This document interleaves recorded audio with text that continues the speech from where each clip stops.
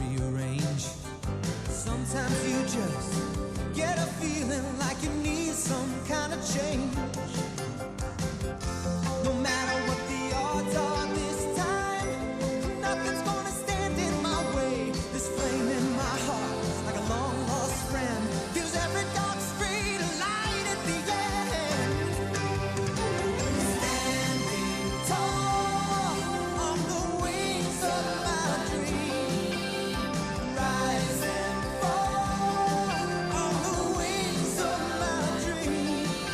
Through the rain and thunder, the wind and haze, I'm bound for better days. My life, my dream, nothing gonna stop me now. My life, my dream, nothing gonna stop me now. Hello and welcome to Chats, a television podcast, season 14, The Chatzovers. On this season of Chats, we are covering the HBO drama, The Leftovers. My name is Expert Commander, aka Alan, and I'm joined by Intellectual Observer, who also goes by Magellan in some circles. Seems like you have a bit of a pattern going on in your behavior. Some sort of pattern. I'm an expert commander, and I command this podcast to move forward. Ah, shit, dude, we stopped the pacing. Do you know where those names came from? No. The same Wu-Tang name generator that made Childish Gambino, because we're going to talk about Wu-Tang Clan this week. Give me mine again, please. Intellectual Observer. Oh. Intellectual Observer. And I'm the expert commander. Yeah, that's... I specifically dug into an old Reddit thread to find which, because there are a lot of Wu-Tang name generators, and yeah. I was like, what's the one that Donald Glover used? And I tested it, and on the one I used, if you type Donald Glover, you get Childish Gambino. So I used the right one. I did the work, man. Oh, it's like a preset based on the letters in your name or something. Exactly or right. Did they? I don't know maybe it just creates a random seed for every combination of letters somehow. I don't know how many variants they have, but yeah, that's how I think it works. You seem suspicious about the Wu-Tang name generator. Nah, I just don't love mine. You don't like Intellectual Observer? That's kind of what being a podcaster is. Yeah, I just kind of want to break. I want to have a new persona, and I just feel like that's a little too, people would be like, oh yeah, you totally are, which I don't like. I want to be a new person. Let me put another name in and see what it gives you. I want to make you happy. I want to give you the okay, so I'm going to just put a little extra spice on your name. Okay. So, this one's good. Magellan, from this day forward, you will now be known as Sarcastic Warlock. Yes! Yeah. There it is. Sarcastic, spelled Sarkastik. Yeah. Sarcastic good. Warlock. Wow. Okay, congratulations. Thank you. Congratulations. It's a big week, y'all. If you can't tell, we're here to talk about the Wu-Tang Clan, Australia by the Shins, time travel, dimensionality, and of course, Perfect Strangers. And also The Leftovers, I guess. Yeah, that's there too. It's involved in the whole stew. We're back after a brief break. Magellan, you did your traveling. I hope did you enjoy your trip? Tall. We're not that. That's for episode 2. We're gonna get there. Standing tall. It's just stuck in my head. Sorry.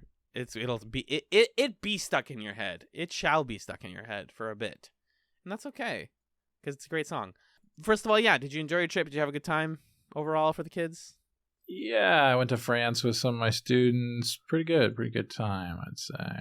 Pretty good time. I love that. Yeah. And I am happy that we're back too, because The Leftovers Season 3, new territory, uncharted territory for Alan and Magellan, and we are here to talk about the first 2 episodes of this wacky new season of TV, as we are wont to do.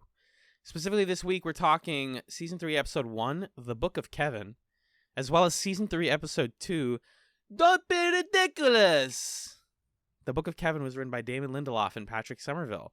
It was directed by Mimi Leader, and it aired April 16th, 2017. Magellan, can you read the summary of The Book of Kevin for me, please? I surely can. In this episode of The Leftovers, 3 years have passed since the Guilty Remnant invaded Miracle. Kevin works as a cop again. Oh. Rumors rise that the 7th anniversary of the sudden departure will bring an apocalyptic catastrophe. Okay, we're here. We've crossed the Rubicon. We're in brand new Leftovers territory. Yeah, Vibe you've never check. seen season 3, right? Is that right? Not even a minute of it. I've mentioned before, there are a couple of key details that I know. Other than that, this is all brand nizzity new to me. Okay. And I was fascinated by it throughout. When I visited you last weekend, I got to hang out with Magellan for a weekend. We ran a 5K. It was very fun. It was wonderful. I briefly wanted to just tease you a little bit about what to expect. So I watched this on the week when you were in France. And I was like, they sure did make a 3rd season of The Leftovers. That's all I said. Was they really said, let's make a 3rd season of the show. What can we'll do that about? And they did it. Yeah. They succeeded. Yeah. How did you feel? I mean, I think the thing to appreciate about The Leftovers as a TV show is that they just go there. They just make big choices. And we've talked before about how a lot of the time those big choices can feel kind of corny because I feel like that's just the risk you take when you make big creative choices. And then they can also feel like you're watching a TV show that is behaving with a boldness and a self-confidence unlike any other TV show. I mean, what other TV show starts their 3rd season by just doing a sort of tone? They did another tone poem thing. This time it was in kind of like an antebellum utopian community sort of thing, kind of an 1800s Guilty Remnant-esque vibe. Maybe it's some kind of doomsday cult or something. I think that was the sense I got, that they kept thinking the world was going to end and it kept not ending. And then, society started to leave them behind and mock them. Yeah. Which feels related to what's going on with Matt Jameson and Michael and John and some of the other characters. But this is an episode that starts there, does a lot of storytelling simply through visuals and music, and beards, and then brings you back to the present, to the day after the end of season 2, and says, okay, so like the bad guys or whatever from season 2, you're gonna watch in the reflection of one of their glasses as they get blown up by a drone strike from the U.S. government. Anyway, 3 years later, Kevin has a beard now, and he's riding a horse. He's riding a horse through Texas. And you're like, guys, you are writing this show as if you'll never be allowed to write a television show ever again in your whole life. And it really reads pretty like awesome. It's pretty good. That's such a good way of putting it, that it feels like this is all being done illicitly. Like, they could not have gotten this 3rd season. They got it through hell and high water. And I know that part of that is because it was compressed from a 10-episode season down to, I think, 8? It's 8, yeah. So, like, there are things that happen faster than I would usually expect for The Leftovers, but what we do get is like, whoa, really? Wow. Oh, okay. Yeah. All right. I'm on board. And I felt that almost at every single scene in both of these episodes was like, oh, you know what? Sure. That's definitely The Leftovers. And I want to talk briefly then about that first scene. The great disappointment is what's being depicted here. I had to watch the scene twice to fully get it because it is all music. It's choral music and acting wordlessly. So it's kind of difficult to fully understand initially. But yeah, it's 1844. A subtle detail I didn't realize until I read about this is that this takes place, you'll never guess where, in Adelaide, Australia. Because the great disappointment in the teachings of William Miller, the preacher who claimed that Jesus would return to the earth, those teachings made it to Australia. So this first scene's in Adelaide, which is already setting us up for Australia, believe it or not. And like putting us in the mindset of like religious fanaticism and belief in something significant happening in the world changing because of a big event. Really striking stuff. I think I was ready for it after the cave scene. I was like, yeah, you're gonna do this again. You're not gonna tell me what this means, but it'll kind of make sense in a grand way later. Sure, I'm ready for it.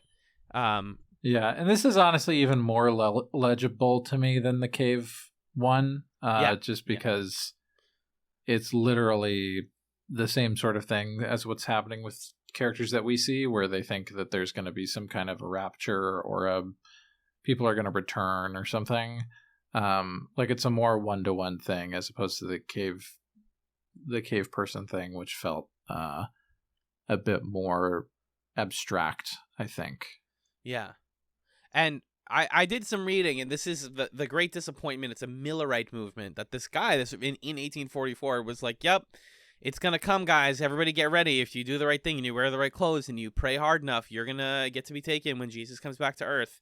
Mm-hmm. And just the way that this opening does the repetition and shows it's focusing on the mother and her enthusiasm and the family and the community all going up on the, taking the ladders. Ladders come up a couple times in this episode. Taking the ladders up to the roofs of the house and being like, here it comes. And then, oh, I guess it wasn't tonight. And then we come back to the priest and he like crosses out a date and says, no, but for sure. It's it's this next week. And doing that enough times that eventually, the father and the son are like, all right, we're leaving. You also learn from, this is like a non-verbal, they sold everything they owned. They like gave away their goat and like all of their possessions to do this because they're like, we don't need these anymore. So the tragedy then that she lost everything she has and her family, and she's now a woman with nothing because she believed in something that wasn't real. Yeah, and that heartbreaking moment towards the end where there's like a storm that comes in and it's clear that she thinks like, finally, this is it. And then she just gets really wet in the storm. Yeah. Is heartbreaking too. Big time. And it sets us up for, is this a story like, because it pans elegantly right over to the Guilty Remnant, to Evie sleeping in that compound. What a cool visual idea, by the way. She's wearing white. So you're like, is this just the pre-Guilty Remnant? Like, is this an early variant or something? And we see Evie, and like you said, this part is exactly where we left off. Meg is still there, and she's still talking about, like, oh, they're going to come for us. And then when that camera poked through the compound, I was like, oh my God, what's going on? Are they, like, breaking in? And we learned that the Guilty Remnant, didn't leave this compound for so long. So Evie doesn't even know that Jarden is, like, a militarized zone at this point. And she steps outside.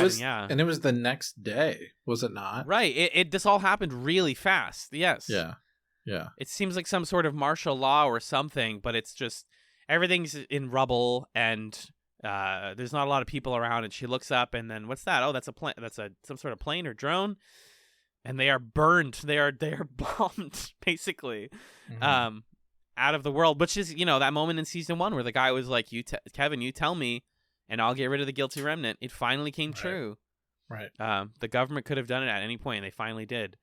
It seems like a strong escalation because the Guilty Remnant, I don't think, are entirely gone. I don't think that this was the only quote-unquote cell of them. But no, definitely not, because we saw their central leadership in season 2. We know that they're all over the place. Yes. But this was a significant one because these are the people who attacked Jarden last season. So right, these seem to be the most militant sect of the Guilty Remnant, for sure. And so now the Remnant is on the back foot in a major way. And then we just settle back into, what is the standard of life here in Jarden? I had some sort of thought that Kevin would initially be going home to Mapleton. I don't really know why, considering everybody that matters to him is here. So it just, it makes more logical sense that he would dig in roots in Jarden. Yeah, I was surprised that we stayed here. I mean, it seems like we're going to go to Australia, or stuff's going to happen there if the intro is there. And in episode 2, we'll talk more about some of the things that are pulling us to Australia. But yeah, I was surprised to see 3 years later that, like you're saying, our clan, the Garveys, have laid down roots here and decided that this is the place that they're going to live. And more or less, it seems like there's a new normal and a sense of stability. When the last time we saw Jarden, it was like a bacchanalia of, whatever the heck was bad going EDM on. and sex. Yeah. And I think these are the people, though, that they stayed to help fix things. Like, that's why Kevin and the Murphys and all of them stayed, is like, well, somebody has to be here or else this becomes a wasteland. So we might as well, like I said, dig in roots and like become forces of power and good in Jarden, which is why Kevin is like, I guess I'll be a cop, and why Tom once again is like, I guess I'll do what an adult tells me to do instead of just going on my own. And he also, he chose to become a cop, but like, I want Tom to like go out on his own and live his life. I want him to stop following what people do with him. Yeah. I felt weird about him being a cop too. Me too. Yeah, I mean, I think it's hard to, like, it's one thing to say Tom is with the family and he's kind of found peace with that and he's accepted, like, Kevin's his dad through and through, and there's something nice about that. And then there's the part of it where it's like, and he's a cop, and his dad's a cop. I don't love that so much. Mm-hmm. Yeah. Like, the Garveys have a lot of power in Jarden here now. Right. And it's just weird navigating that. But continuing through this sort of like a re-exploration of all the characters we know and love, Kevin and Tom are dealing with a group of people trying to come into Jarden. It seems like they're not doing wristbands anymore. They've lightened up restrictions a little bit. And these guys the visitor center exploded. There's no more visitor center, true. How are they going to process anything? Some guys want to bring in a giant inflatable Gary Busey, which I don't know if you saw my notes, but I have trivia about this. Is it on purpose that it looks like Donald Trump?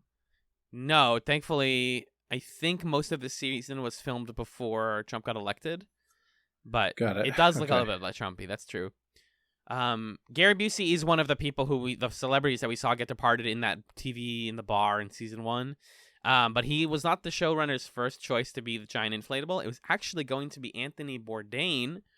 And he didn't. But he then hadn't. Didn't he actually die? Well, no, he didn't. This is the thing that's always confusing. He died in 2018.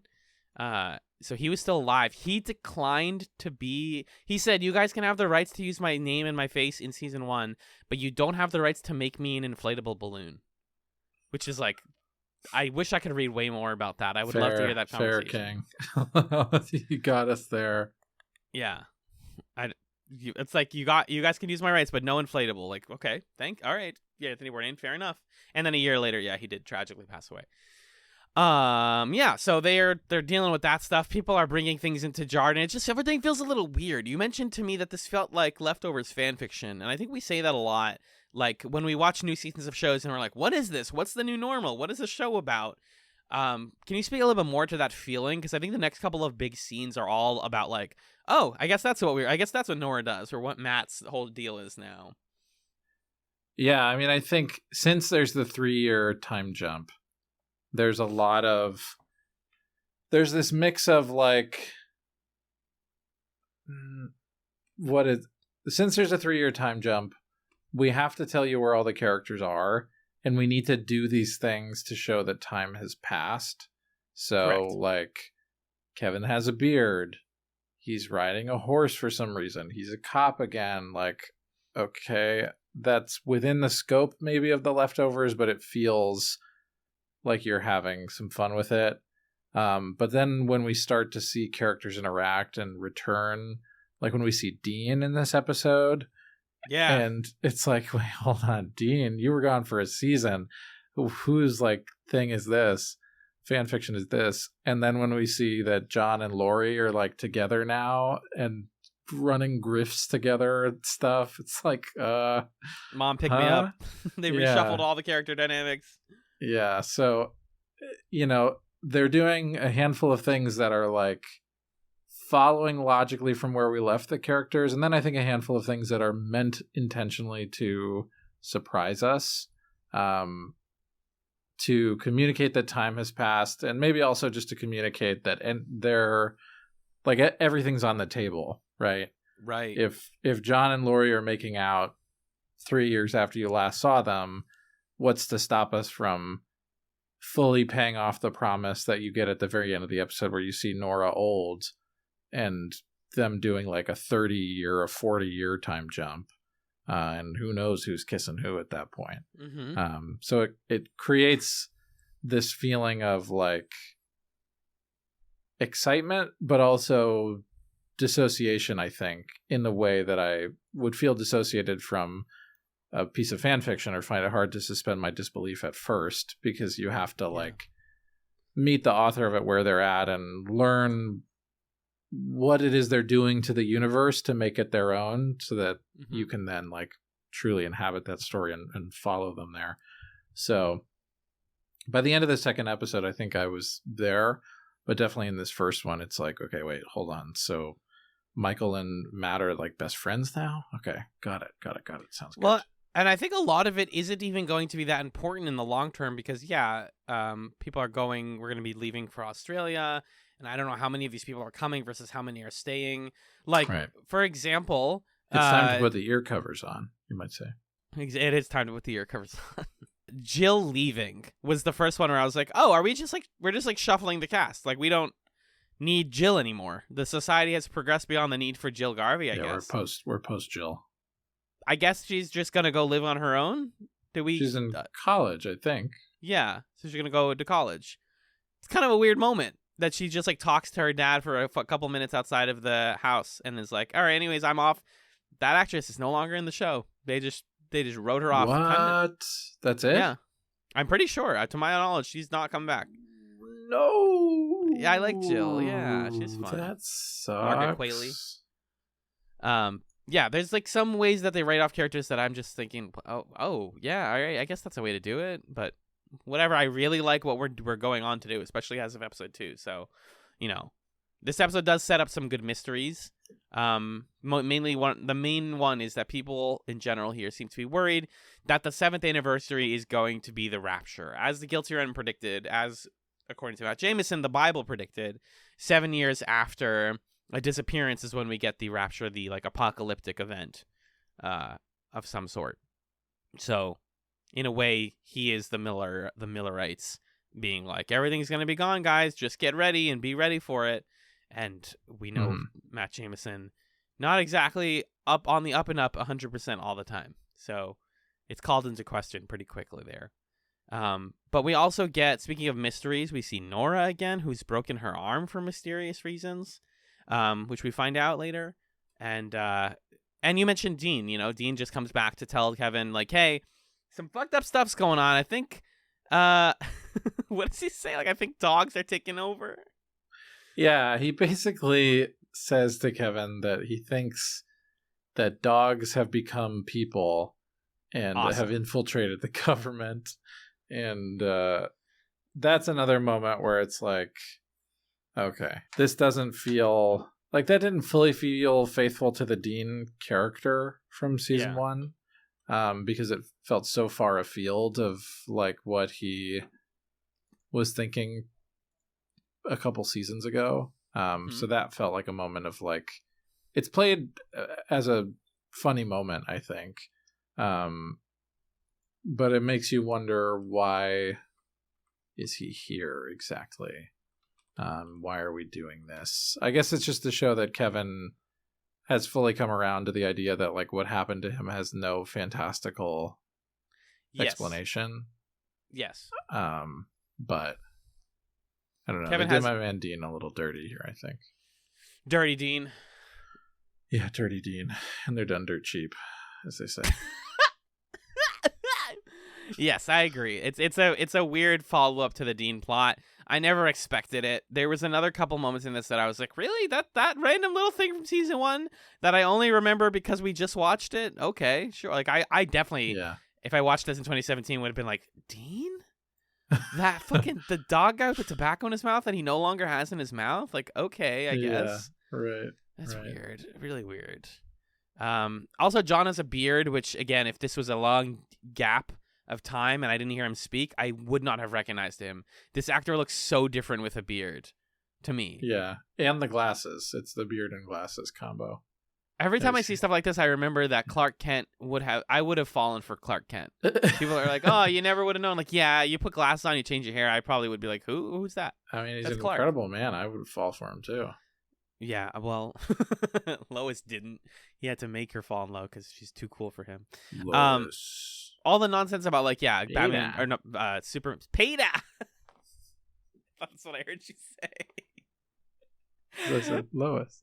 Oh, a little Family Guy Superman action. Hey, Peter. Hey, Peter. Wow, Lois. I can do a better Peter. I can't do it right now. Bring me back. Center. Zen. The vibration Superman thing is nonsense. You could just change his hair a little bit and give him glasses, and I wouldn't know who he is. It's wild that they're doing this grift. Lori and John are dating now, presumably in a serious relationship. They're making out. They're doing the Isaac grift, but except they're explicitly grifting because Lori Googles the clients and feeds him info. Isn't that fucked? Yeah. But wouldn't you? It's been going on for years. I mean, but here's the thing about the 3-year time skip. Late August 2019. Go ahead and just flash yourself back to where your life was at. Alan was unemployed, watching Babylon 5 for chats, completely unsure where their life was going, completely unsure of any factor of anything, and had just been, unceremoniously fired from a job that they hated. Like, I was a different human being. So, 3 years is a lot, but it's not that much at the same time. And I hope I'm making sense here, but basically 3 years is just enough that people change in a major way, but not so much that you don't recognize them anymore. This is still something Lori would do. We know that Lori is ethically dubious with certain things, and everybody here has different beliefs about spirituality and magic and all that. So some people are gonna run this grift again. It works. People come to Jarden. We might as well profit off the people who think Jarden is magic. It's fine. We've grown cynical. Well, yeah, they're shredding the money. Does that make a difference to you? Well, that is a federal crime. So no, it's 2 crimes on top of each other. No, I get it. They're shredding the money so that they don't feel like, we're profiting. But then they're just doing it to be nice to make people happy. Give the money to someone. Give the money to charity. What's wrong with you? Why are you shredding the money? Because then you can be Robin Hood at least. I think they should just simply give that money to someone, redistribute that wealth. Yeah. But them literally buying a money shredder to just get rid of it is we don't have to think about it if we get rid of it. It doesn't matter to us if we get rid of it. No, guys, that's real people's real money. As they say in this episode. And they said that last season, when Lori was talking to Tom. It's we're taking people's livelihoods. Just makes me wonder what they actually do for money. Also true. If they just spend all day running a grift where they shred the proceeds from it. Yeah, is John still a firefighter in his free time? What's going on there? Does this town still pay him? We don't know much about that. Yeah. In that same scene though, where Jill moves out and we're what's going on with Lily? We get a fun little another catch up. Everyone's getting a dinner scene, which I only mentioned because a bunch of the adult men characters are talking to Tom. This is a surprise thing for him because he's 25 now. Tom actually kind of looks 25. I don't know how old the actor is, but I think they kind of got a 25-year-old look. It feels like the right age for him. And I just like the scene because Matt talks about how when he was 25, him and Mary went to Guatemala. He's they don't say the G, which, Matt, he's the guy who goes to Spain and he's guys, when I was on my vacation in España, and you're I want to kill you. That's Matt Jameson in a nutshell. Yeah. But yeah, all the old men are just kind of telling stories. We get Nora going to work, listening to some Simon and Garfunkel. And then we learn interesting about Kevin. Bud? Hey, Bud? What do you do when Nora leaves? How do you feel about feeling things? To my understanding, Justin Theroux opted to do this stunt, even though the creators were you don't have to do it. We can get a stunt guy to do it. And he's no, I would like to do it. Unhinged. Justin Theroux. Really unhinged. That's fully just him actually putting a bag on his head and asphyxiating for a bit, right? I believe so, yeah. I don't know how you fake that and make the bag inflate and deflate with his breath like that. I think you just have to stop. You have to know when to stop. Right. Then hold your breath and ask somebody to immediately poke a hole in it. Cut and then poke a hole in it. Yikes. So dangerous. Yeah. And if Theroux actually did that, I don't understand. It doesn't add any... Yeah, Justin Theroux actually performed the plastic bag stunt, causing director Mimi Leader and the crew to worry whether he was actually acting or suffocating. But you don't have to do it! Jesus Christ. Kevin's trying to feel something, so he literally, day after day, instead of dropping his foot into with the cinder block into the ocean, or into the lake, now he suffocates himself with a plastic bag and then stops right before he passes out. But yeah, I think it's beyond like I want to feel something, I think he wants to feel mortal. Yeah. He wants to push right up against death. Like, I think he's worried on some level that this stuff is true. When's the first time we see him do it? It's before he learns about the book, right? Yeah, it's this in order. It's this scene. It's after the party, and then it's like, oh, Nora's going to work. She takes her bike to work, and Kevin. This is when he does it the first time. Yeah, I think he's worried on some level that like he actually has come back from the dead a couple times for real, and he's trying to live life as if that isn't true, and he's finding some sort of reassurance in doing this like near suicide kind of thing that he keeps doing. And like Nora got people to shoot her with a gun, so like I don't think that she can protest too much, but it is definitely a situation that you would be worried about if you found out your partner is doing this. You're like, yeah, I know things are serious and I've done similar things, but that doesn't mean we should ignore this. So it's kind of fascinating watching like Nora's career flourish as Kevin is like becoming not domestic but just like anxious at home as a cop who just like is going through loops pretending things are normal again, just like in season 1. So I understand textually why he's doing it, but it's pretty severe. So yeah, that brings us to the baptism scene. You want to talk about the baptism for a sec? Yeah, really interesting scene that gets at some of the new but old tensions of the world of the leftovers. So this is coming on the heels of Kevin doing a few things as the police chief in Jarden to try to like keep the peace. That feels like that's his biggest priority. So like with the guys at the beginning with the Gary Busey thing, he does a little judo move where he deputizes them rather than like getting into a back and forth with them.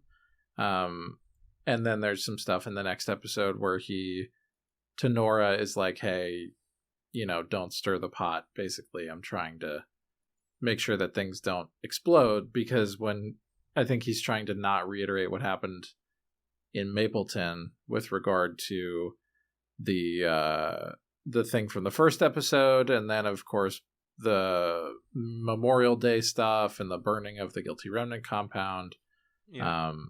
So he's trying to like dodge those things. And so we get to this scene at the lake where we see an array of factions here that is in some ways different, because now the Guilty Remnant, there's these like college protest type people who are like taking on the Guilty Remnant cause and are like, oh, the government, fuck you. But that's no longer like a religious thing. The Guilty Remnant stuff has turned into, I don't even know what you would call that. Like a kind of, they like say the names of Guilty Remnant members almost like it's a Black Lives Matter protest or something. Yeah, that's what they're tapping into. I would say that they've been martyrized. You know, they've been turned into like people who died for the cause by an unjust system. But it absolutely, the way the college students talk about them is like, I mean, none of us are Guilty Remnant, but we say their names and we know their story because we believe in them. And it's like, wait, when they were alive, none of you liked them. What is this? The way that we reframe history? This like frustrated the hell out of me, intentionally, obviously, but yeah, definitely. And it also kind of, I think in an interesting way that could become, you could either argue that it's muddling things or that it's just like repackaging things in a way that's compelling. No longer is the Guilty Remnant cause one that is presented to us as like associated with religion, because now there's a literal like religious community here against this Guilty Remnant group that is being styled as a sort of social justice protest type of thing. Yeah. So it, you know, I think we talked in our previous episode about how The Leftovers is like a show that thinks it's about religion, but it's not really. Yeah. And this is, I think, once again, The Leftovers being like, yeah, religion, like that's the thing. And it's kind of like, but, I don't know if I follow. And you're kind of shifting things around in a way that I think is intriguing, but I don't know if it's like clear necessarily. Yeah, all the imagery is there, right? You know, Michael giving Kevin the baptism and Kevin going into the water. Like, they're doing all of the things that you say, like, this is a scene that's about, like, faith and why we believe in things. And so is the Book of Kevin stuff. But it's, like, played in this way that's like, well, this is how it would exist in real life, in the present. And I think all of that's intentional, to be honest with you. But I also think it works better here than it did in seasons 1 and 2, where it's like, is the Guilty Remnant supposed to be a religion? Do you guys know what that means if you're saying that? Like, it's like... They've gone better at like blending the metaphor with the modern day, and making it feel weird that people believe in these things so seriously. Because like something I didn't even think about until I read the trivia is this scene progresses and people are worried because, oh my god, they put poison barrels in the water, and that's so awful because we were gonna use it for baptisms. How evil! And Kevin naturally jumps in like a normal person. He's got pro skill at jumping into this lake. Doesn't get hurt because they're all empty barrels. Did you notice that he's wearing a walkie-talkie? The show just like doesn't, and I think it's kind of the point is that that Kevin doesn't care if he got electrocuted. For example, he's just like this could have very well been poison when he jumped into it, but he's like, I don't know, fucking, I want to show people that it's not, and if it is, then like, oops, I guess I die as well. He's already pushing against that every day with the plastic bag. But then where the scene progresses is that Michael is like, okay, great. So then you'll be the first baptism so we can show everybody this is okay. And we get a pretty realistic baptism scene.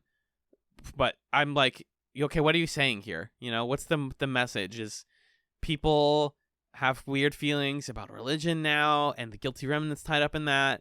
Feels like it's not really coming to a head at the moment. But it's cool seeing Michael do the baptism, and that actor like aged notably in 3 years, and it's a striking scene. But I think this is one of those scenes where I'm like, okay, Leftovers, you can't just do stuff. You have to like mean something when you do these things. I really like the exchange that Kevin and Michael have, where Michael's so happy to have baptized him, and Kevin's like, it didn't count. It didn't count. Yeah, do you believe in Jesus? Yeah, sure, whatever. Amazing. It's not a real one. It didn't stick. The sad thing is that Kevin also memorized the quote-unquote story of what happened 3 years ago, which is that there was a gas leak in the Guilty Remnant compound. He tells this to Tom. Tom's like, we don't think that happened, right? He's like, yeah, but that's quote-unquote what happened. Getting back to that thing we talked about last season, which is like truth and narratives are subjective and communal. There's not a one single truth. Right. And then some weird stuff happens real quickly just to get through this. Dean takes some pot shots at the cop car because Kevin doesn't believe in him. And then Tom fucking blasts Dean in the head with a pistol. And and you're supposed to go, wait, Tom, why was that so easy for you? What's going on there, Tom? But Dean's dead. That's really violent for a first episode of your season, I guess. I don't know. Yeah, his head like exploded. It was not even like it was like right. Yeah. Exactly. We just kind of move past that. There's not much to say about it other than like they introduced Dean so that they could get rid of Dean and show us that Tom is like maybe getting a little bit callous and has like a different relationship with death and stuff. I don't know. Yeah, well, it's not the first time we've seen Tom explode people's heads. Because he had to shoot all those guys to get Christine out of the Wayne compound. Oh, true. Oh my god. Dude's playing Call of Duty. He's got the skills. Yeah, and so to him, this is like another instance of him. He's shaking after he does it, right? And so he's clearly traumatized, and this is like a part of it. Yeah. But Kevin doesn't even understand the extent of it to really help Tom. And then Kevin tries to relate to him and is like, yeah, I killed people too. And he's talking about like the purgatory world murders. And all that does is make Tom be like, what? What? What are you talking about? What do you mean? Yeah. It's well said. And so quickly, you're just more character stuff. All this stuff is really big. Like, this is a dense freaking first episode. I don't want to skip any of these because they're all so important. Yeah. Mary and her son, who we learn now is named Noah. It's wild seeing the actress for Mary just like walking around and acting. Yeah. She's like, Matt doesn't believe that I'll live if I leave Jarden. I have to leave because I can't live my life trapped in now it's a walled garden of sorts. I'm going to Mapleton. Matt doesn't want to let her leave, so she's basically gonna like sneak out. And then we learn about the title of the episode, The Book of Kevin, which, like, there are two moments that happen here where I go, you know what? Of course that's what's happening. Number one is The Book of Kevin, which is Matt Jameson knows about the whole international assassin thing because Michael told him. And now Matt is like, well, obviously you're a saint. And obviously we have, like, religious people write religious texts about saints. So I'm writing a book about your life, which is so weird to think about. But, like, if this was all true, then yeah, I would write it too. Like, and my other moment of, like, yeah, of course this is happening is in this whole exchange, you know, in the church, John comes through because he's bringing food. And we learn that John also thinks that his daughter is alive. And he's like, yeah, she's probably going to come back at some point. Yeah. And it's like, oh no, this is like the way that faith can do you wrong is you believe in things that we know are objectively not true now. And the show has never really tackled something like that. Because the Eve thing was always, well, maybe she actually was departed. Well, maybe she's actually dead. Maybe she's just hiding. And to have that revealed, and then now his faith is so shaken that he's like, you know what? My new faith is that she's just hiding, or she's, you know, temporarily gone. And it's like, no, John, we watched her get blown up. That's not John. I felt so bad here. I almost wanted to cry. Like, come on, this guy's never gonna catch a break. He lost his wife.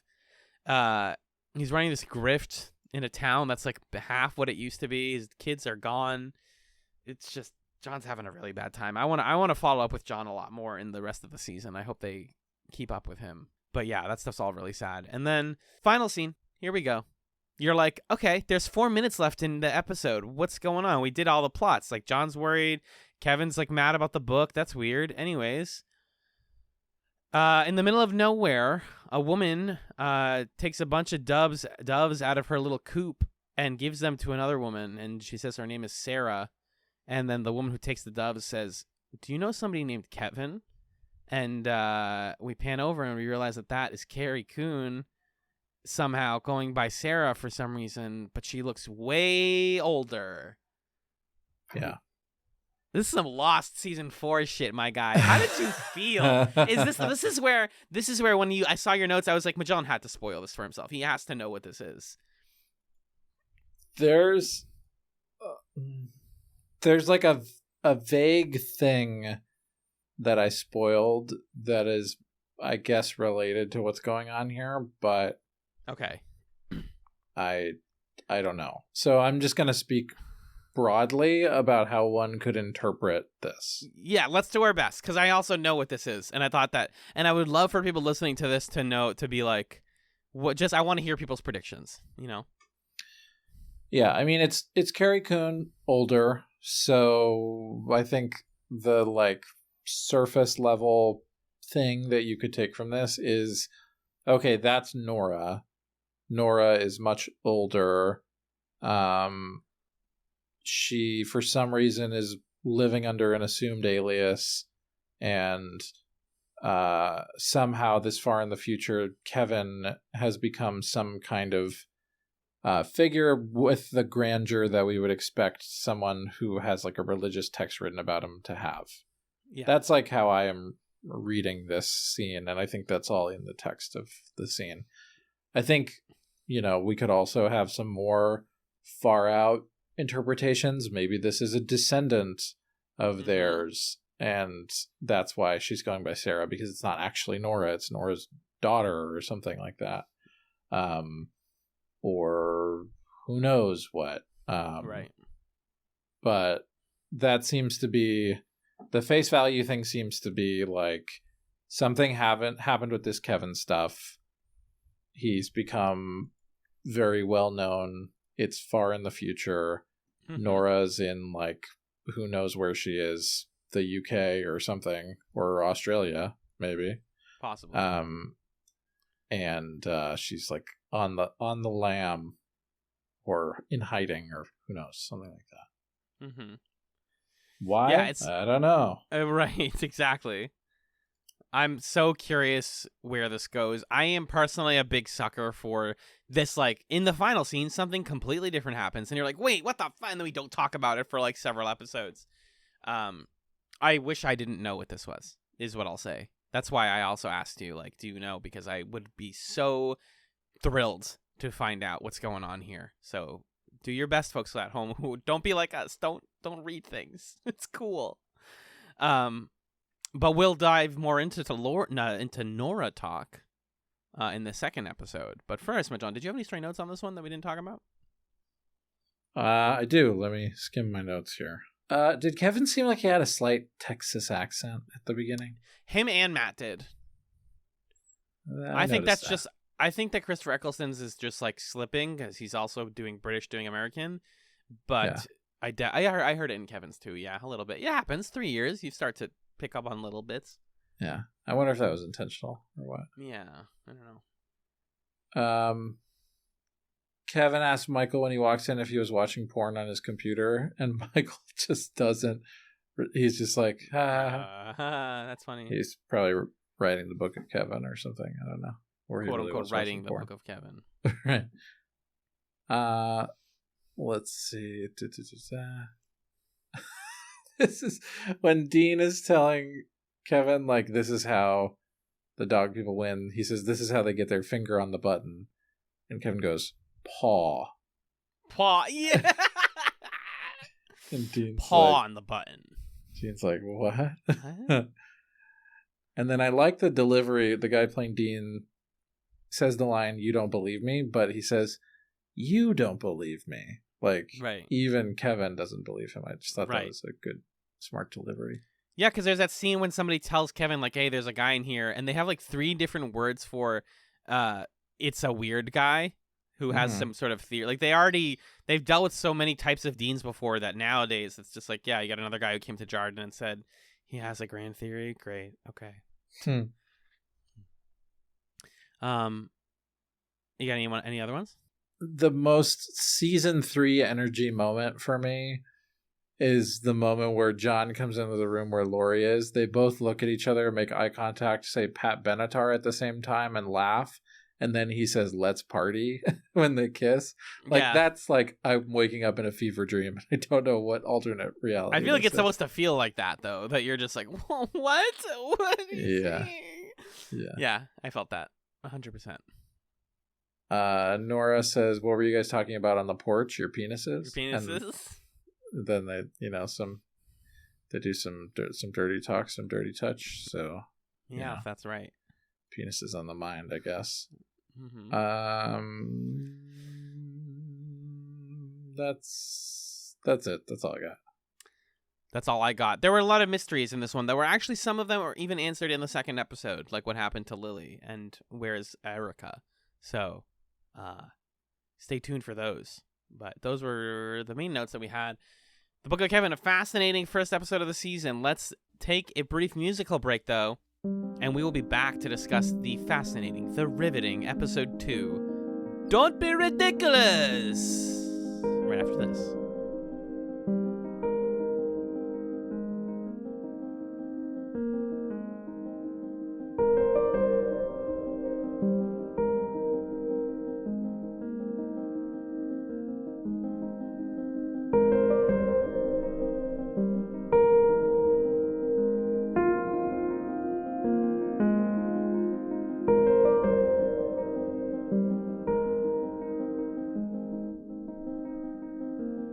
Welcome back to the Chatzovers. The second episode we watched this week was Season 3, Episode 2 of The Leftovers, entitled Don't Be Ridiculous. It was written by Damon Lindelof and directed by Keith Gordon.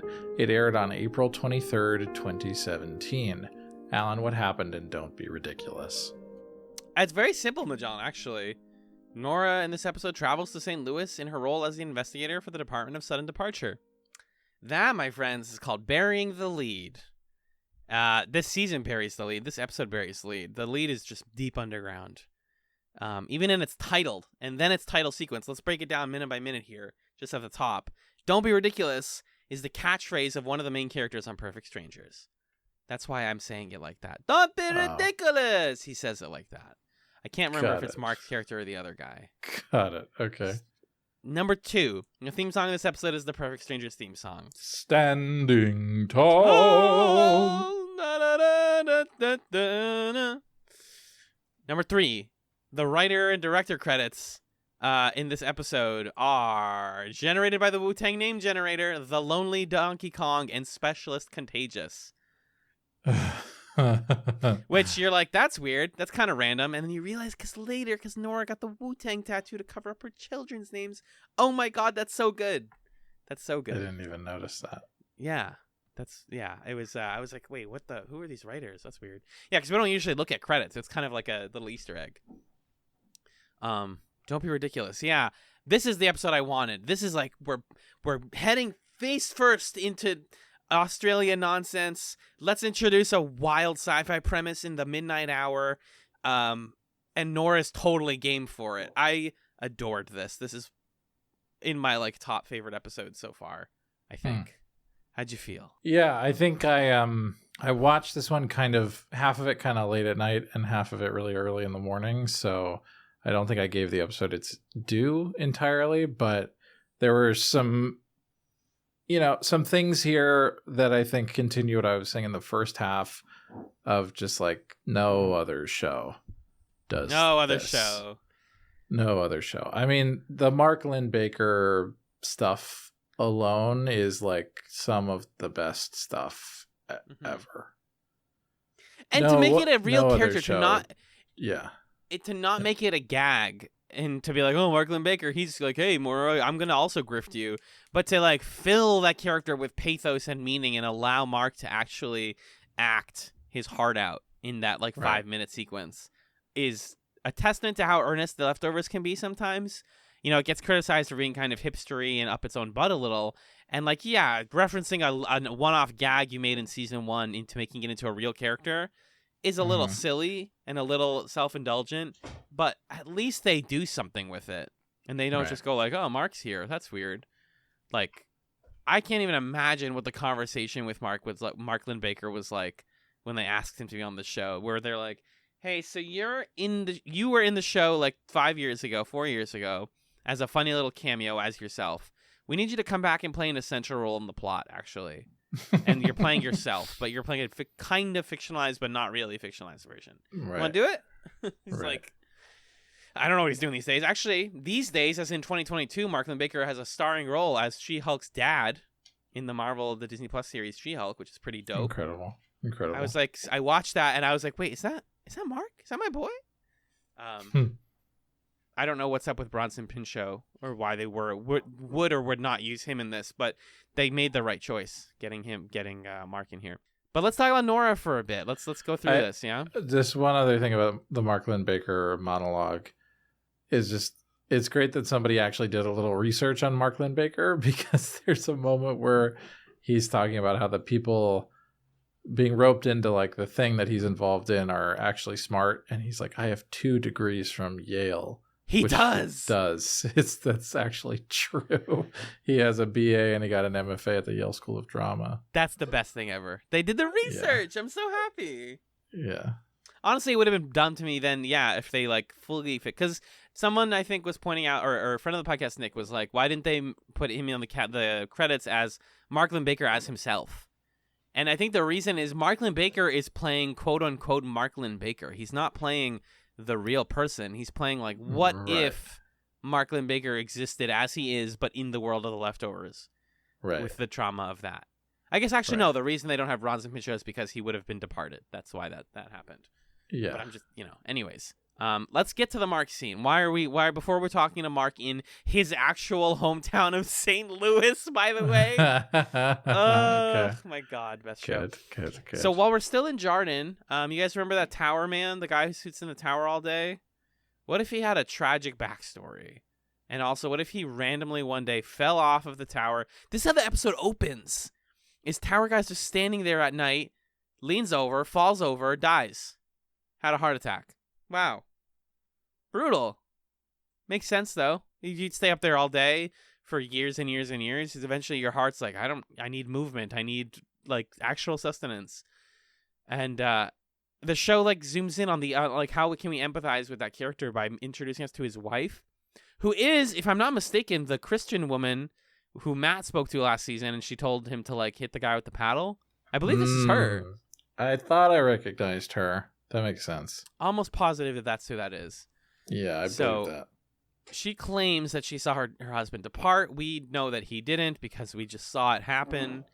Another example of somebody in the show is certain that there's magic and we, the viewer, know it's not. So we're distanced from them. And we kind of understand that Matt might be covering for the wife and like telling other people like, yeah, he definitely departed. And they're like, Matt, we don't believe that. That doesn't make any sense. Where would the body have been, et cetera, et cetera? Why did this part of the tower break? Doesn't add up at all. But then we actually do zoom into the Nora plot and why Nora is where she is. So things get weird. First of all, she cuts off her cast, which we will learn shortly why she got it. She gets a phone call from Mark Linn-Baker's people, right? And they're like, hey, if you want to, Mark wants to talk to you about some important stuff. You need to go to St. Louis as part of this for your work. She also talks to Brevity. We get to see George Brevity again, which made me very, very happy. Awesome. I missed him, and he's authorizing her travel, and I'm just glad he's still in the show. She kind of says goodbye to Kevin, and then Kevin, later when she decides like she's gonna go to Australia, she talks to him again. She's like, "Do you want to come with me?" And he's like, "Can I go, please?" He's like kind of become her puppy dog little boyfriend. I like how their relationship has kind of where it's turned, where she's like, "I'm trying to help you, and also let me go live my life."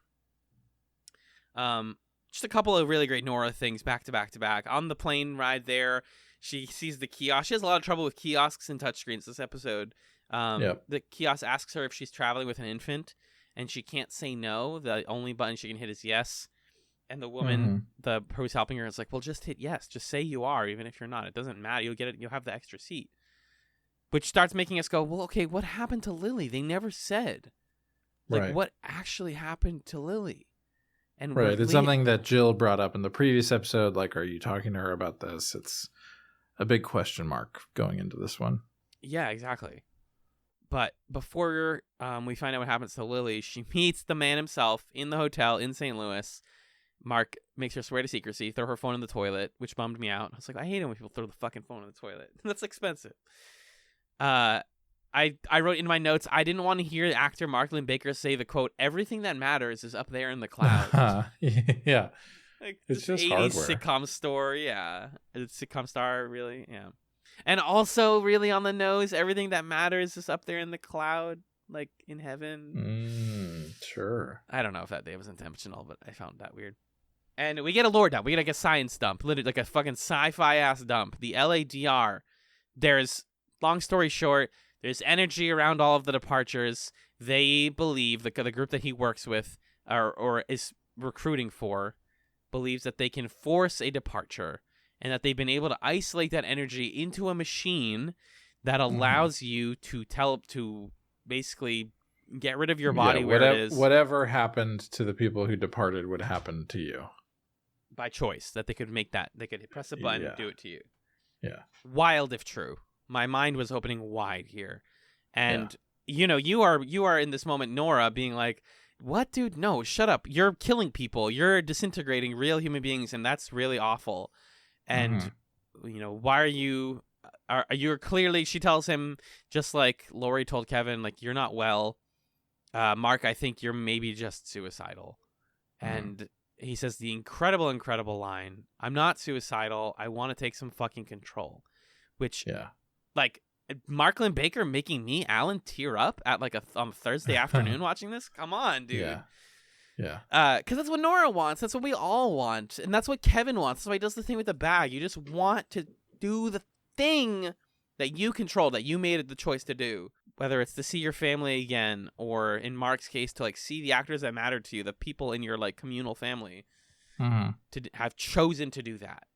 And he just, again, the scene is incredible. The performance is so good. And MLB, as I call him in my notes, MLB hands her a USB stick with videos of all the people who consented to it. This is a really interesting part. They play some like beautiful choral music, and it's different people being like, "My name is blah, blah, blah, and I am of a sound-minded heart, and I chose to go through the machine because, legal reasons." And like, okay, here's what I think about this, just so we can get through it, like, in our way. Yeah. If this is working, then no one's ever going to believe them. There's nothing anybody could say. There's to no make way to people prove believe it. Right.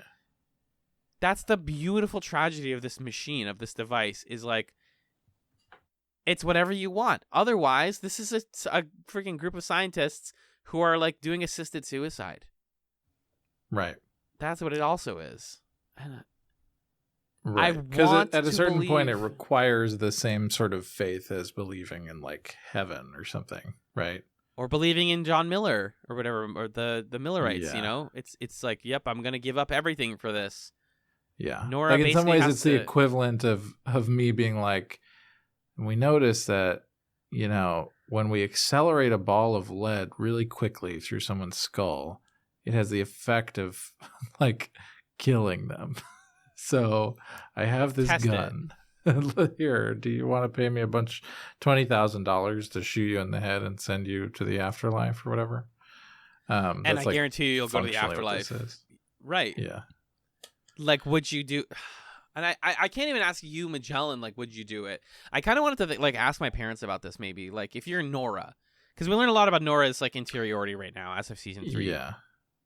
But And you're someone who, yeah, go ahead. Go ahead. I have a thought on it, but I want to hear the rest of this thought. If you're Nora and you lost your entire family, but you found a new family, you know that there's potential to start over.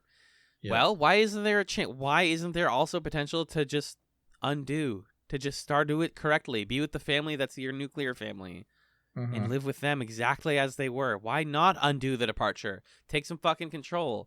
I fully get it. Yeah. Why Nora would do this. It's sad, and it feels like people are on their last rope consenting to this. You watch those videos, and it feels like these are people consenting to euthanasia or something. But Uh-huh. it also could just be people making a choice, making a decision. Yeah. What were you gonna say? Yeah, I think this episode, the place that Nora's at here is really an interesting one and a tragic one, because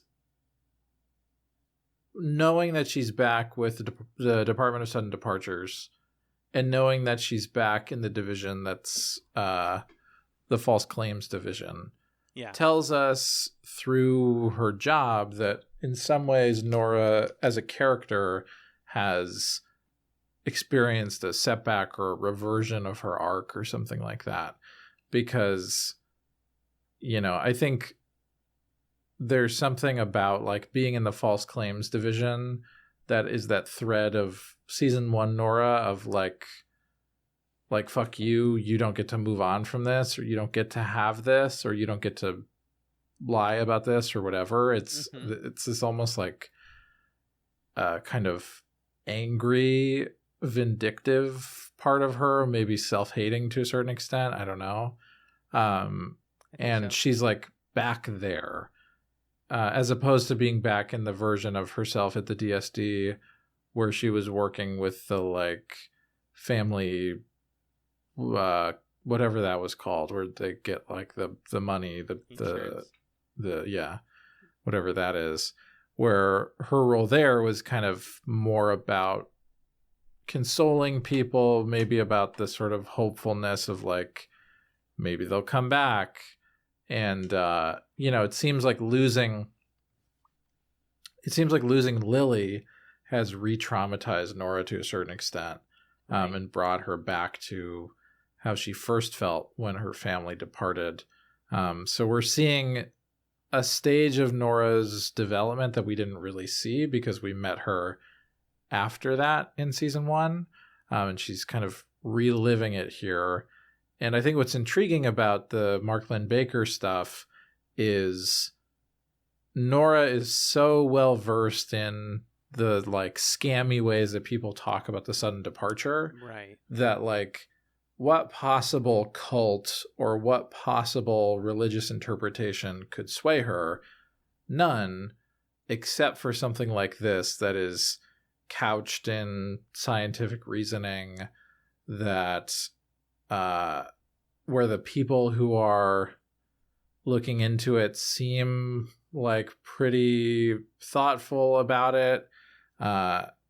This is the sort of thing that I think Nora, as someone who like wants to stay detached from things intellectually, would be intrigued by this and consider it. And so it's Mhm. interesting to see, you know, everybody has the thing that is going to tip them over the edge or get them to follow some person on the phone to Australia with $20,000 in hand. Right. And this just happens to be the thing that's going to get Nora there.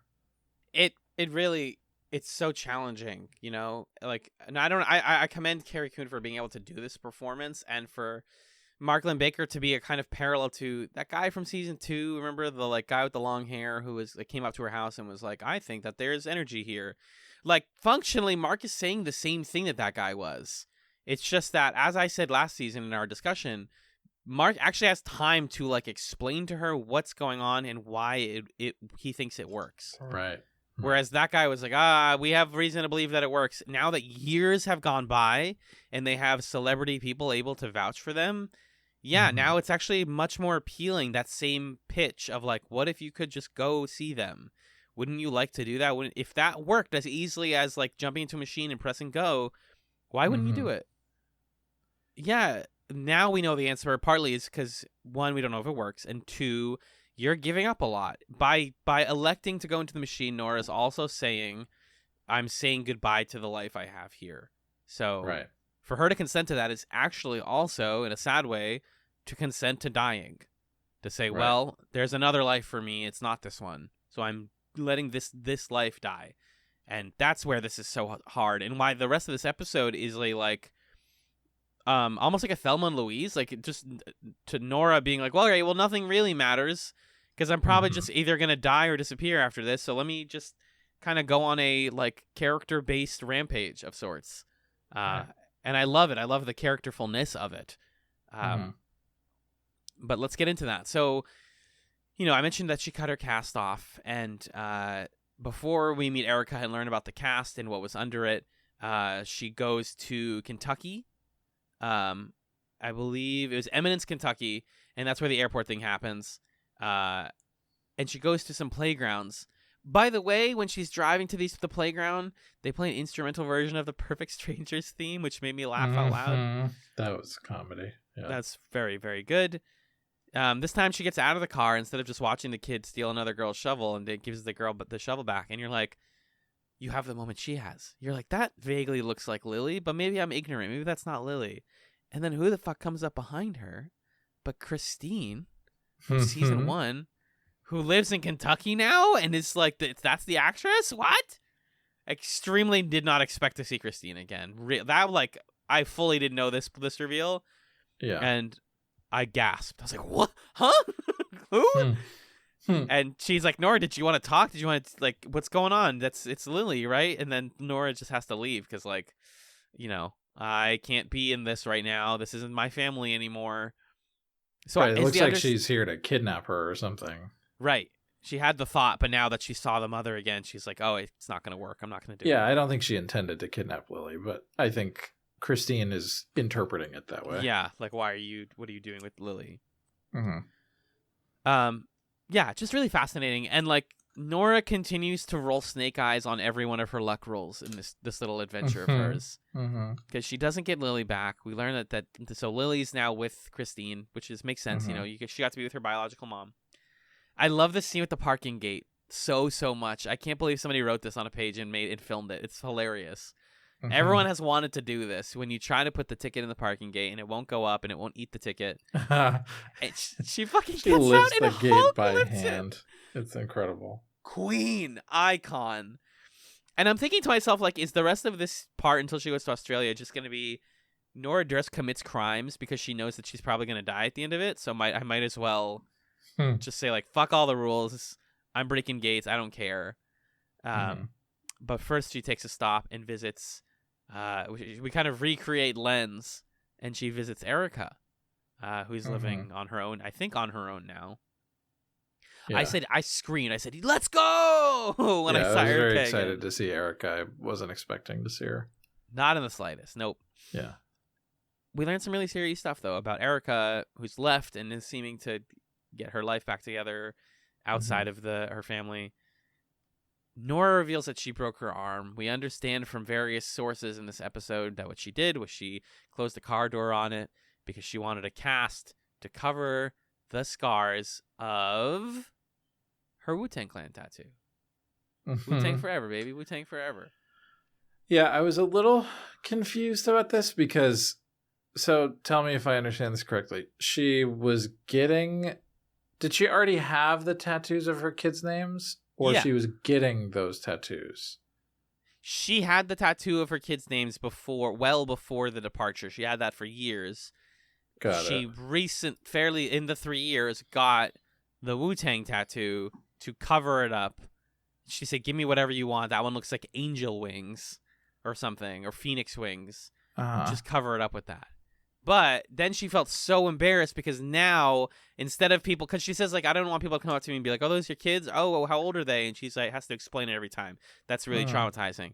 She's like, instead, what I got was people going, oh, you're into Wu-Tang Clan. What's your favorite song? And she's like, I can't do that either. So she got it cast so that she wouldn't have to explain her tattoo. It's fucking dark. Yeah. That's how I understood this whole thing, at least. And That makes sense. they have this very potent moment, though, because she didn't get to bury her kids. She says to Erica, how are you not going crazy after Evie? To which she says, well, Evie died and I got to bury her. I bought a trampoline. Yeah. And you're like, wait. The swing there is incredible. Yeah. I got to move on. I got to jump and live like a kid again. Yeah. And yeah, so Nora and Erica proceed to jump on a trampoline to protect your neck. The Jump Off is the name of the song. Protect your neck, parentheses, the Great Jump song Off. choice. Did you ever think you were going to see Regina King and Carrie Coon just like jumping on a trampoline to Wu-Tang Clan? No. Another moment of just like, hey, it's season 3. We're never going to get to write this show again. This is such a beautifully shot scene. They're both like barefoot and just like they look like kids. They're both like they're very beautiful people also. I'm just saying that. And like it's just great. I was like this is awesome. We're like something The Leftovers does that is not appreciated enough is that it respects the little moments in life that provide you joy. And it depicts them like, oh, this is great. This is like a small, weird thing that you do with your friend when you visit her. And you go, oh, that was so wonderful. I'm never going to forget that. Yeah. Really, really good stuff here. I love to see it. Yeah. Definitely the highlight, I think, of the episode, besides seeing my boy Mark. And then we kind of come back. Christine calls Tom so that he knew that Nora was gone. He calls Nora and he's like, hey, what's going on? We get some like Tom and Nora talking to each other, which I didn't expect when she gets back home, which is kind of cool. Nothing too much. Nothing worth talking about there, but I just like seeing them talk to each other.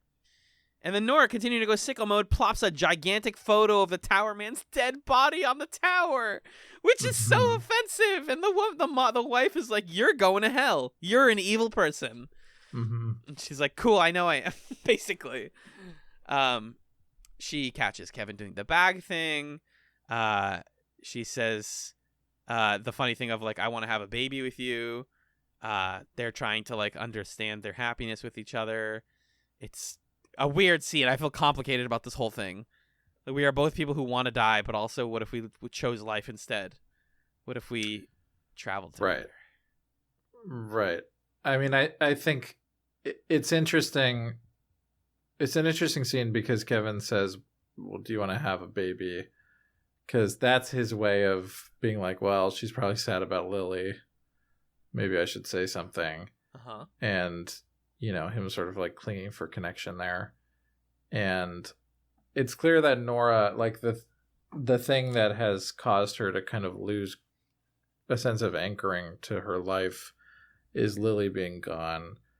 And yet their problems aren't going to be fixed by just like having a baby. But then for her response to him to be like, hey, you're happy, right? Me too. We're both super happy right now.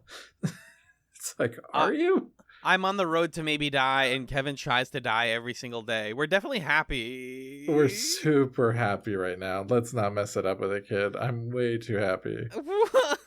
I don't know about that, Nora. I don't know. Mood.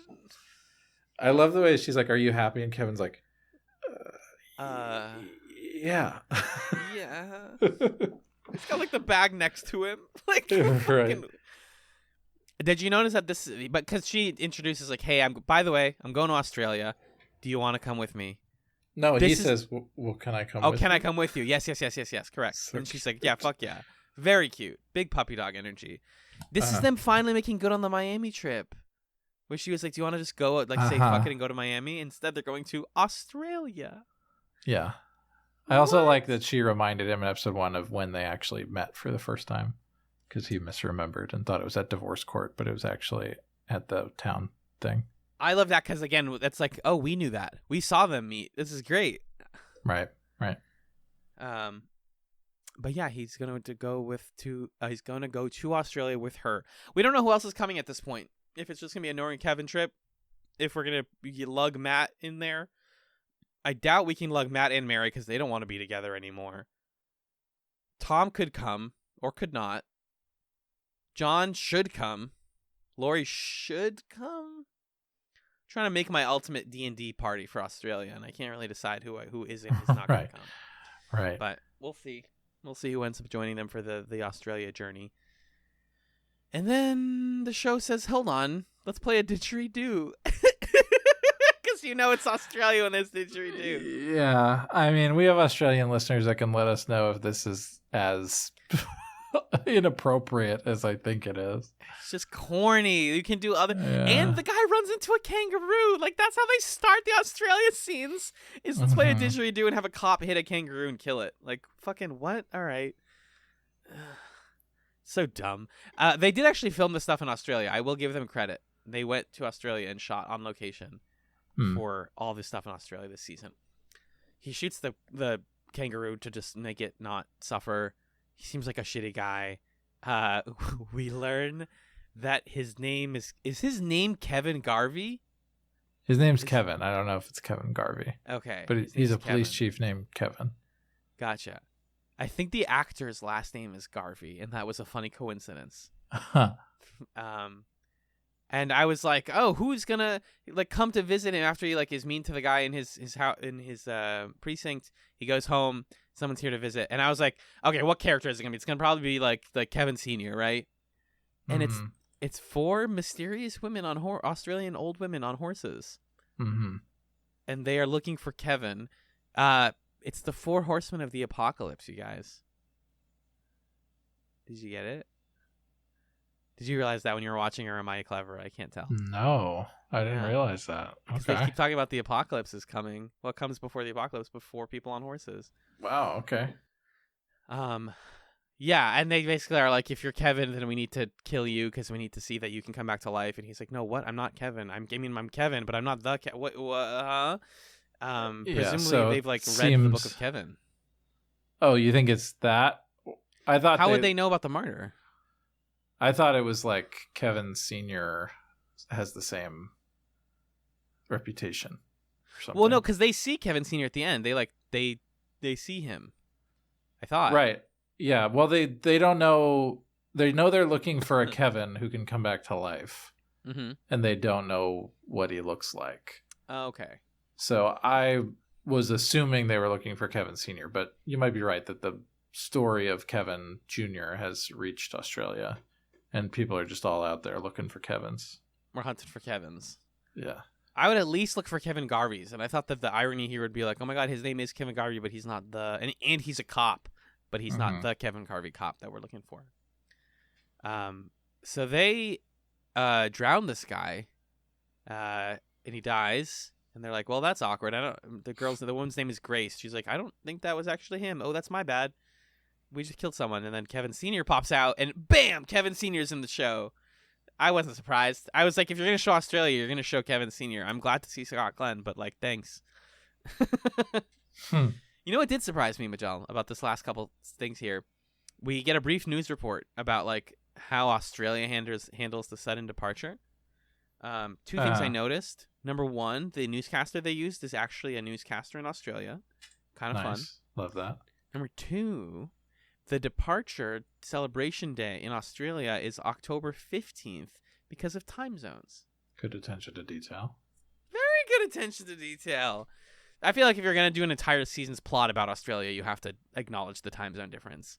But you don't Yes. think about that. Like, yeah, if they're going to do a date that they celebrate, it's going to be a whole day later. So Right. we're going to Australia. I want a travel montage. I want to know what they're going to do in Australia. I want to know what the machine looks like. I have so many questions, so much juice. We're being fed well, but I want more. So, Me too. did you have any stray notes on Don't Be Ridiculous? Yeah, let me take a look at my notes. I have an incredibly strong urge to spoil the rest of the season for myself, which I'm resisting with every fiber of my being. I can feed you like little nuggets if you want. Okay, thank you. Right But now? No. Off air. What? Okay. They can't have anything. Got it. I like that the pillar guy's wife, when she sees Nora again, she says, "If you don't mind, I'm just going to sit here and smoke my coping mechanism." Because of what Nora said about her husband coping on the pillar. Pretty good line. George Brevity calls the fact that everybody thinks something's going to happen on the 7-year anniversary the 7-year itch. He's like, we got that 7-year itch going on. Is that a reference to something? Well, there's that movie. The Marilyn 7-year Monroe itch. movie. But I don't know what the phrase is. That's like a phrase, I think. Yeah. Okay. Well, he's probably referencing the movie. Yeah, but I'm not. Oh, it's based on a play. Okay. Okay. Anyway, I thought that was a funny the phrase is used by psychologists referring to a waning interest in a monogamous relationship after 7 years of marriage, and the term comes from the movie. That makes sense. Okay. Groovy. Got it. Yeah, that's pretty much what I got. It's a fun episode. It goes by really fast. What I'm loving about this season so far is every episode I'm like, yes, that was so good. Wait, I want way more of it though. Oh no, why is it over? Like I keep feeling that. And I want more of it again. So thankfully we don't have to wait another month or whatever to record our next episode, because we'll be back next week with season 3 episodes 3 and 4 of The Leftovers. You want me to tell you what happens in them, Magellan? Please do. First up is season 3, episode 3, Crazy White Fella Thinkin'. It's actually white fella is one word. That's great. With the clock ticking towards the anniversary of the departure, and emboldened by a vision that is either divine prophecy or utter insanity. All right, that's not great. Kevin Garvey Sr. wanders the outback in an effort to save the world. What? That's awesome. What? Sure. I can't why wait not? for a Kevin Garvey Sr. focused episode. That's gonna be really good. Me too. That's super good. Yeah. And then season 3, episode 4, G'day, Melbourne. G'day, Melbourne, for the Americans out there. Kevin and Nora travel to Australia. Duotone on the wall. Da da da da da. They travel to Australia, where Nora continues to track down the masterminds of this elaborate con, while Kevin and Nora travel to Australia, where she continues to track down the masterminds, while he catches a glimpse of an unexpected face from the past, forcing him to confront the traumatic events of 3 years earlier. Is it Dean? Wait, that would 3 years earlier. So at the end of season 2. Face from the past. Who do we think that is? Patty? No. Well, yeah, maybe. He did mention Patty in the first episode, how they killed a woman. Did Meg escape? Oh. Somehow? I don't want to look this up. Okay. We have more stuff coming next week. I'm excited about it. Let's take it to the plug zone, yeah? Yeah. Magellan, where can people find you on the podcast sphere? You can find me on another podcast, Super Smash Echoes. It's a video game book club podcast I do with my friend Justin, where we play games related to the Super Smash Brothers franchise.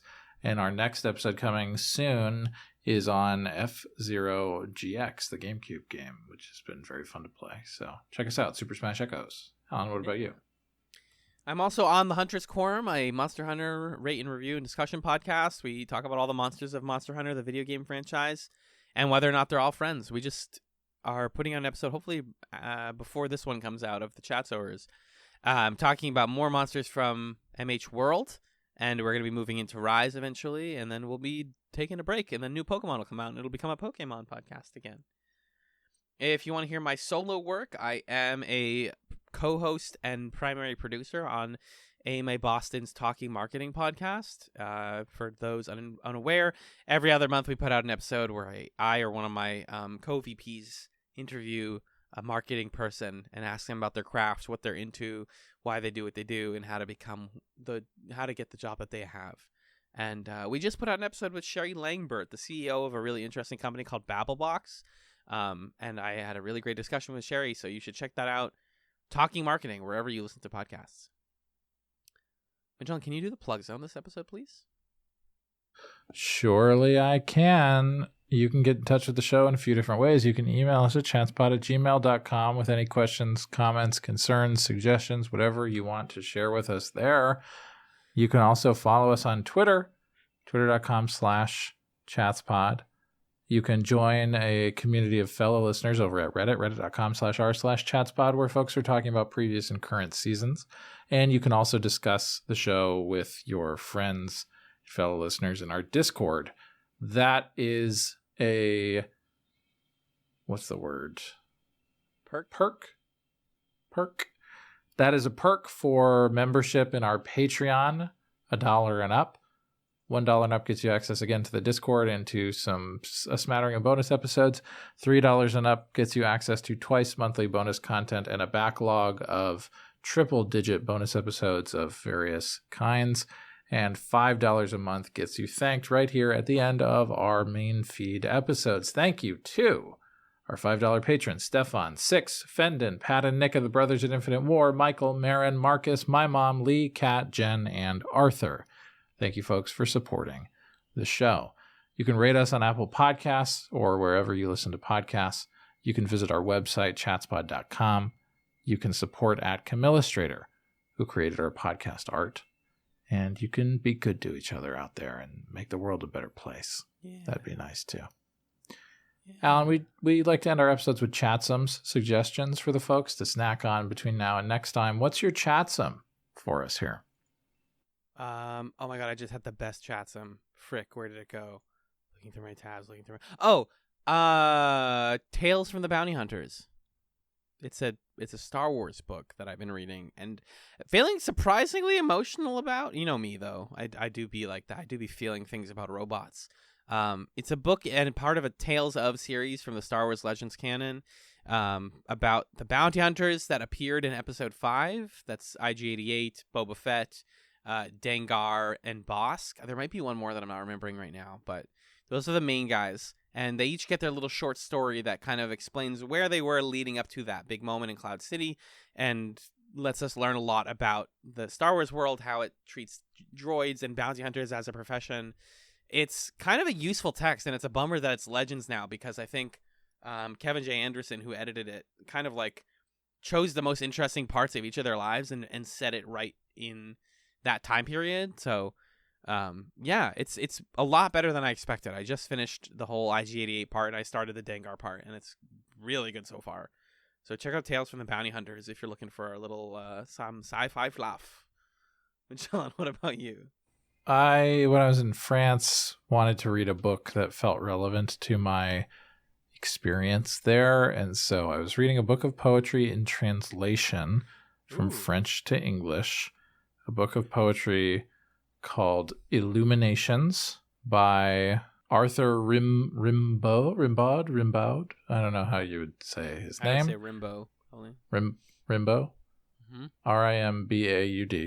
Mm-hmm. Translated by John Ashbery, one of my favorite poets. And it was nice because the French on the left side, the English on the right side, so I got to learn a couple words as I was reading. So I'd recommend that book, and also just in general, reading poetry in translation when you're in a foreign country as a way to do some light language immersion or learning as you're reading while you're over there. So, yeah. I love that. I love that a lot. What was it called again? Illuminations. Boyfict. I'm trying to figure out what to call you here at the end. I had a funny thing. Oh, sure. I got it, you guys. Don't worry about it. I figured it out. I know what I'm going to call Magellan now. Thank you so much for listening. For Magellan, for being the Balky to my Larry Appleton, the Balky Bartocom, got the two guys from Perfect Strangers, okay? To the other guy from Perfect Strangers. You can be Mark Lindbaker. I'll be Bronson Pinchot. How about that? So you can be Larry. I'll be Balky. Yes, of course. Thank you. And thank you, dear listener, for listening to this episode of the Chatzovers. Peace. Bye.